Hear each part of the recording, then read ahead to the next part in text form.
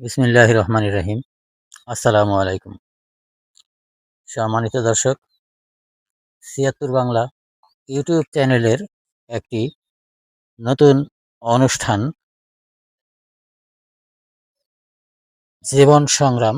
আর এই জীবন সংগ্রাম অনুষ্ঠানে আজকে অতিথি হিসাবে যাকে আপনাদের সামনে হাজির করব, তিনি একসময় সম্ভ্রান্ত এবং অত্যন্ত ধনী পরিবারের একজন ধনীর দুলাল ছিলেন। আজ উনি জীবনের শেষ প্রান্তে এসেও জীবন সংগ্রামের কাছে এখনো তিনি সফলতা অর্জন করতে পারেননি। আর সেই সফলতা এবং বিফলতার জীবন সংগ্রাম নিয়েই আজকের এই অনুষ্ঠানটি। আপনারা এই ভিডিওটি যারা দেখছেন, যে যেখান থেকেই দেখছেন, দেশ দেশের বাইরে থেকে, যেখান থেকেই, চেনা অচেনা, জানা অজানা, পরিচিত অপরিচিত, যেই দেখছেন, আশা করব ভিডিওটি শেষ পর্যন্ত দেখবেন এবং অতিথির কথাগুলো মনোযোগ সহকারে শুনবেন এবং বোঝার চেষ্টা করবেন। হয়তোবা আপনার দেখাটা কোনো না কোনো সময় এই অতিথির জীবনে সুসময় ফিরিয়েও দিতে পারে। সেই সাথে ভিডিওটি অবশ্যই লাইক ও কমেন্ট করে আপনার সুচিন্তিত মতামত জানাবেন। আর এই বেশি বেশি শেয়ার করার চেষ্টা করবেন, যাতে করে ভিডিওটি বা অতিথির জীবন পরিবর্তন করার মতো কোনো কিছু করা সম্ভব হয়। প্রিয় সুধী, চলুন আর কথা না বাড়াই, এখন সরাসরি আমরা অতিথির। সালামু আলাইকুম। ওয়ালাইকুম সালাম রহমতুল্লাহি ওয়া বারাকাতুহু। ভাই, আপনি কেমন আছেন? আলহামদুলিল্লাহ। সম্পূর্ণ জীবন কাহিনী একটু সংক্ষেপে অল্প সময় নিয়ে বলবেন, আশা করি আমরা দর্শকদের মাঝে তুলে ধরতে চাই। আমার ছোট লাইফ থেকে আমার দুইটা সংসার, মানে বাবা মায়ের দুই জায়গা দিয়ে, হ্যাঁ, অর্থাৎ রোলভা লক্ষ্মীপুর। আমার ভাইদের বাবার নাম ছিল কিয়ামত। আমার বাবার নাম ছিল জমির মুসল্লি মন্ডল। কিন্তু আমি ছোট থাকতে মায়ের প্রায় 22 বিঘের মতো জমি ছিল। ওই আমার ভাই রেস্টুরেন্টে নেয়, তখন আমি ছোট। নেওয়ার পরে আমি তো অত বুঝিনি, জানিও না যে মায়ে একজন গুদ্দার সরে নিয়ে গেছে, তো ওইবার মাস্টারের সাথে রোলভা গ্রামের বাড়ি। তারপরে আমাকে বেশ অন্যায় অবিচার করে, আমার লেখাপড়া করতে দেয় না, কখনো মাদ্রাসা যাই ভরপুরে। আমাকে ওই জানাজারি কিতাব দিয়ে যাচ্ছে, হ্যান ত্যান ইদা সিদা বলতো। আর খাওয়া দাওয়ার কষ্ট। এই যে লক্ষ্মীগুলোর মানিকের নানি ছিল, আতরি তার নাম, ওরে বাড়িতে আমার মা প্রসাদ করে চুপ করে সাইড দিয়ে যাবে, অথচ আমার মেলা জায়গা জমি, ওরা কেনা জমি আছে, হ্যাঁ, 3-4 সাড়ে 3 বিঘার 4 বিঘার মতো কেনা জমি আছে, মা কিনে কিনে দিছে। অথচ এত আবাদ ফসল হইতো, এত কিছু হইতো, তারপরে আমার প্রতি অন্যায় অবিচার। শেষমেশ আমি বাড়ি থেকে চলে গেলাম। কোথায় গেলেন? আমি গেলাম বাড়িতে, এই বাড়িতে আসলাম, লক্ষ্মীগুলোর বাড়িতে, বাবার কাছে। এখানে আসি ওই অন্যায় অবিচারী আমার ভাই, ওই যে কাশেম আলী আছে, কখনো এরকম গরু খাওয়াচ্ছি খেতে খামারে। কারো নাম বলার দরকার নেই, বুঝছেন? আচ্ছা, খেতে খামারে গরু খাওয়াচ্ছি, এরম হাতে সেই বাড়ি দিত কাঁচা কুঞ্চি দি, যা বাবার জমি ভাগ লওয়ার জন্য আইসু, এরম বাড়ি ধরে দিত, মেলা করতো। এই হাই স্কুল থেকে শেষ জীবনে আমি মোটামুটি কথা আবার আর্ট গ্রামে গেলাম, যায় ওখানে ভর্তি হলাম। ওখানে যায় 7-8-এর ছাত্র, তখন আমার বিরাট অসুখ হয়ে গেল। তখন আমার অধ্যাপক আব্দুল হামিদ সাহেব এই ইয়েতে নিয়ে গেল, রাজশাহী মেডিকেল নিয়ে যায়। তো যাই হোক, একটা আমার এই ভাইও গেল, সলেমান, অপারেশন হলো প্রায় 3 কেজির মতো আহ, একটা টিউমার বাড়ালো, হুম, আর কিছু এই যে ছ্যাবড়া ছ্যাবড়া গাছের মতো কি বাড়ালো। কে কি করছিল জানি না। তারপরে ওখান থেকে আবার যখন মেডিকেল থেকে আসলাম ওই বাড়িতে, তখন ওই অন্যায় বেয়ান্না কথাবার্তা, আমরা মুসলিম ছেলেকে ভাত দিতে পারবো না, এরকম বিভিন্ন কাহিনী। চলে গেলাম দেশ ছেড়ে, যায় ঈশ্বরদী মেল গোপালপুরে যায় থাকি।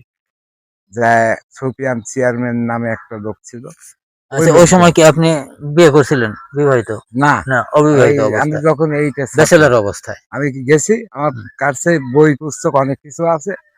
এই রহমান চাচার নামে একটা হোটেল আলা ছিল, হুম, ওই হোটেল আলা মুদিখানার দোকান ছিল, ওই মুদিখানার দোকানে দেয়া গেল ওই চাচা যে রহমান সাহেব, এই ছেলেটা হিমসিম সেরকম চেহারা, এটা যে কোনো সেনাবাহিনী বা পুলিশে ভর্তি করে দিলে চলবি।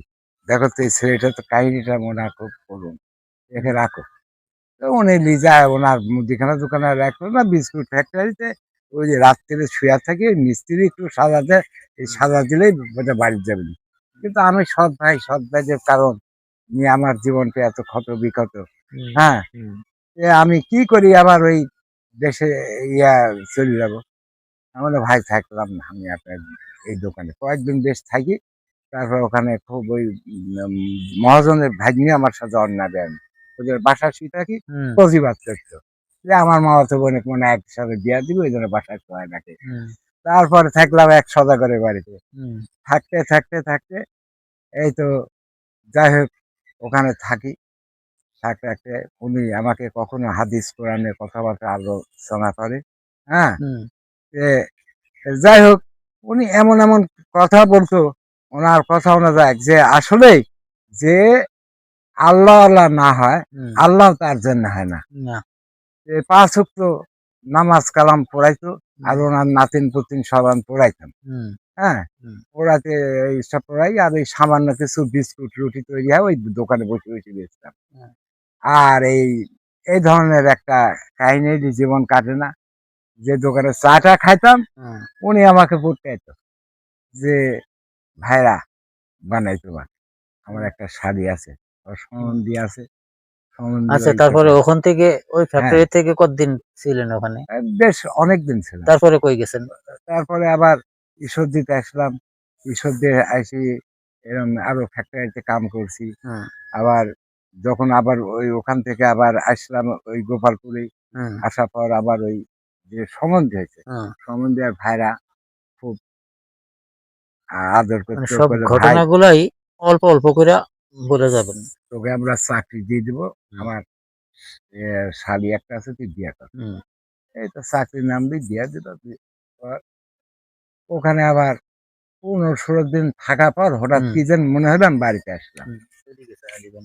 হ্যাঁ, হুম, বাড়িতে আসলাম, আসার পর তখন এই তো আহ, আমার বাবা তখন শুরু করলো হুম, আবার ওই মেলের থেকে আমার শ্বশুর, চাচা শ্বশুর হুম, জিপ চালাতে অ্যাডমিনিস্ট্রেটর সাহেবের, হুম, উনি এসে আমাদের বৈঠকখানা বসলো, বসে ওই সাহেব সহকারে বললো যে, আমার বাবা বললো যে আপনি দিয়া যান, ছেলে যখন আইছে, এখানে ওর সৎ ভাই সৎ মা। হুম, হ্যাঁ, এখন এই অবস্থার উপরে আমি যখন চলে গেছি, আমি ছোটবেলা, হুম। তখন দেখি যে সব জায়গা জমিগুলো বাপের কাছ থেকে এই ভাইয়েরা রেস্টে।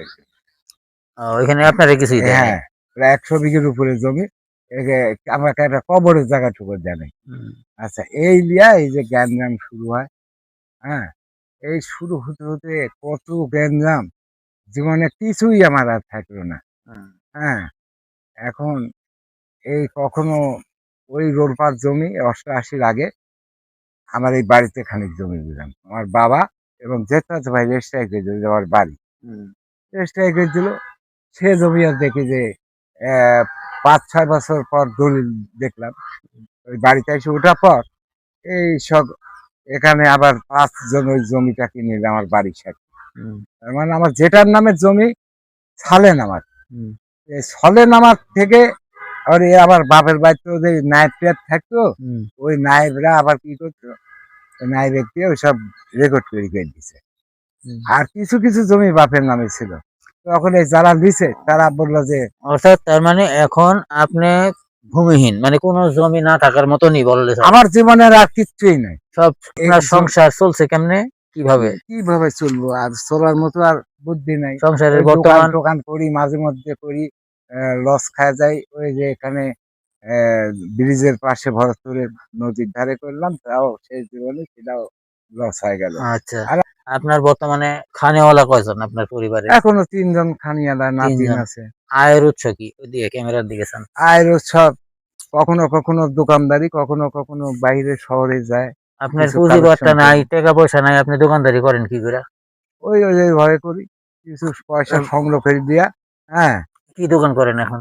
এখন বর্তমানে বাদ। এখন রোজার এটাই, মাস। এখন কি এখন দোকান রোজার আপনার, মাসে এখন যে সংসার গেছি চলে হলে কেমনে সেটা যা বলেন। শহরে শহরে যায় কিছু কালেকশন করি এই দোকানে। এইভাবেই হ্যাঁ, মানে এভাবে জীবন এক চলে। কথায় ছায়া চিন্তায় আর কি সংসার চলতেছে হ্যাঁ, বর্তমানে। হ্যাঁ। আপনার সংসার চলতেছে বর্তমানে, মানে 10 জনের হুম, সাহায্য সহযোগিতার হুম, উপরই আপনি এখন নির্ভরশীল। এই তো। যে কয়টা দিন আছেন, আল্লাহ যেন সুস্থ, সুন্দর এবং ভালোভাবে ভালো পরিবেশে রাখতে পারে, রাখে। আপনার ইচ্ছা এটাই, মানে আপনার জীবনটা যেন সুস্থ সুন্দরভাবে পার হয়ে যায়। অর্থ সহযোগিতা যদি কেউ করতে চান, তাহলে ডেসক্রিপশনে এই নাম্বারগুলো দিয়ে দিব এবং স্ক্রিনেও আপনারা এই নাম্বারগুলো দেখতে পারবেন। অত্যন্ত দুঃখ কষ্টে মন থেকে বেরিয়ে আসে। নদীর কুল ভাঙে ওই কুল গড়ে, এই তো নদীর খেলা। সকাল বেলার আমি রে ভাই, ফকির সন্ধ্যা বেলা। ও ভাই, ফকির সন্ধ্যা বেলা, এই তো নদীর খেলা।